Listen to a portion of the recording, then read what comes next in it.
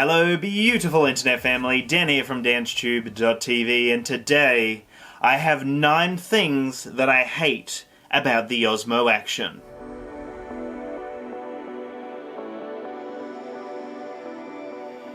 The first thing that I really hate about the Osmo Action is the delay that you'll experience on either the front or the rear screen when you have the RockSteady mode on.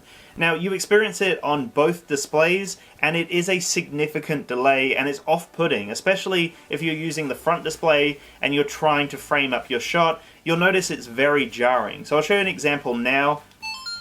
I'll start recording, and you'll see that the jarring movements will be extremely delayed. You'll see there's almost like a second of delay there when I'm moving, and it's just really annoying. It shouldn't be that way, but it does say something about the processing power of the Osmo Action, because this doesn't happen when you turn RockSteady off, but I promise you, you'll want RockSteady on. So that delay is really annoying. The next thing that I really hate about the Osmo Action is the fact that you have to choose between the front or the rear screen. You can't have both screens on at the same time. And like I mentioned before, with the RockSteady having a slight delay, this could be down to the processing power, and maybe it just can't run both screens at the same time, but I'd love to have an option at least. Even if it was slightly more delayed, I guess, it would be cool to at least have both screens on at the same time. Not everyone would want this, but I think it would be handy to be able to have both screens so that if you do change locations and you want to start vlogging, you don't have to stop the recording. You can just literally turn the camera around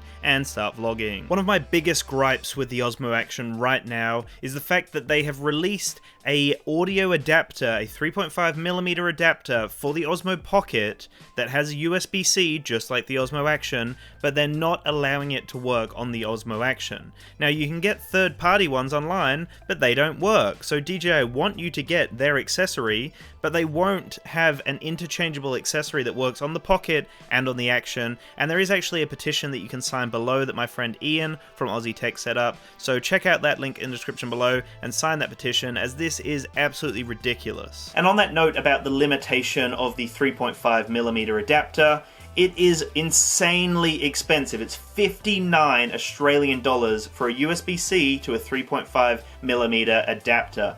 That is mind-blowing. The fact that I can get the same thing off eBay for like $14, but they've locked the software so you can't use it. You have to use their official DJI one for 59 Australian dollars. That is insane. They are GoPro prices at that point. GoPro charge a crazy amount for all of their accessories, and DJI seem to be following suit here, and I'm really not happy about this. The fact that it only works on the Osmo Pocket, and then we have to buy a separate Osmo Action accessory or an adapter that still hasn't even been announced yet, mind you, is just insane to me. The next thing that I really hate about the Osmo Action is this case. And yes, for the most part it works really well. It has some cool designs, it holds your camera really well, the buttons feel great, everything's great overall, but it's actually the fit. And I think this comes down to the lens here. Being such a exposed lens that comes so far out from the camera, it's fine when you put it in, even though sometimes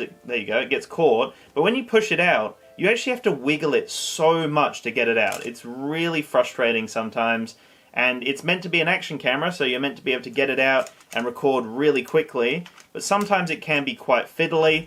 This is probably a little bit more of a nitpicky thing on my end. It's not the be-all, end-all kind of killing point of the Osmo Action. It's just not as easy as their competitor, the GoPro, which just seems to slot straight in and then pull straight out. But obviously they have a different form factor with the lens here, but it still just doesn't come out as easy as it really should. The next thing that's a little bit annoying, it's not again a massive downside, but it is just something that frustrates me a little bit. They don't give you an option in the settings to swap between PEL and NTSC. So when you choose your frames per second, you literally have to scroll through all of them, which to some people they might like that, but for a lot of people who only shoot in PEL or NTSC, it doesn't make sense to have all those options. It'd be a lot easier if you just switch it off with the switch option in the settings, and you can just go between PEL and then NTSC, and switching that will then enable the different frame options, or the frames per second, within the settings. That would be a lot better. It's a little bit nitpicky, but it's one of those things that would be nice to see. But with DJI, they've been doing this for a long time now with their drones, where they do give you all of the options. So maybe that's just something that they prefer, but for the most part it would be a lot easier and a lot quicker as well to navigate between the frames per second that you actually want to use, because for a lot of people, like I mentioned, they only use PAL or they only use NTSC, so it's going to be very frustrating if they accidentally shoot in a PAL setting or an NTSC setting, and the fact that they give you all those options is great, but it can also be quite limiting as well for a lot of people, or quite frustrating, I guess you'd say. I've also been very underwhelmed by the accessories that they've released for the Osmo Action. The Osmo Pocket had some really unique accessories, but the problem with that is they took forever to come out, and they're still really hard to get a hold of, and they're still not available for the most part. It's just been such a long wait. But they actually released, or announced, some very cool, unique accessories. Now, it seems like with the Osmo Action, they're leaning heavily on the already created infrastructure around the GoPro mounting option, as you can basically choose any GoPro mounting option you want with the Osmo Action, as it has the same thread down the base when you have the actual case on it. So it's got this little option down the bottom here, and then you can basically mount whatever you want. But I would have loved to have seen some creativity from DJI where they released some unique accessories like they did with the Osmo Pocket. This might come in the future, but for now they're really leaning heavily on what's already available in the market. Another thing that the Osmo Action doesn't have that the GoPro really does have a good hold on is the option for super wide views. Now, the Osmo Action is pretty set in what you can shoot. You go between your resolutions, you go between the different modes, but you can't choose a super wide angle, which for a lot of sports, a lot of extreme sports, people love that super wide angle where you can see everything.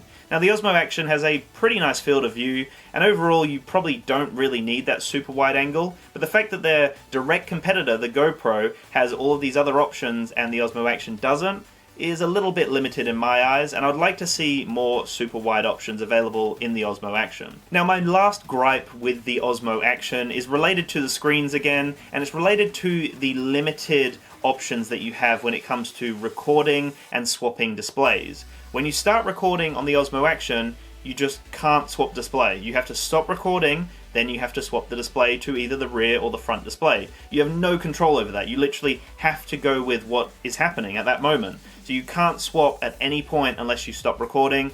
Now, this could be completely abolished if they allowed us to have both displays on at the same time. That would be great, but again, a lot of processing power, so maybe that won't happen. But I'd like to be able to swap mid-recording. The fact that I just can't at all is ridiculous. Previously, if you swapped, it would stop the recording and then start the recording again with the new display. But now you just can't. They've locked it, so I can't swap displays. I have to go with what I'm shooting in, and then I'd have to stop, swap displays, and then shoot with that other setup I've got then. So again, a little bit of a limiting aspect, something that isn't going to ruin the whole experience, but these are just 9 things that have really frustrated me about the Osmo Action. So I just wanted to let you guys know before you purchased your own Osmo Action, there are some limiting aspects to it, and these are the 9 aspects that have really annoyed me over the last couple of weeks. Anyway, thank you so much for watching. Let me know in the comments below if you have any other things that you hate about the Osmo Action. That's it though, make sure to subscribe for more fun tech content on the channel. Have a fantastic day, and peace out.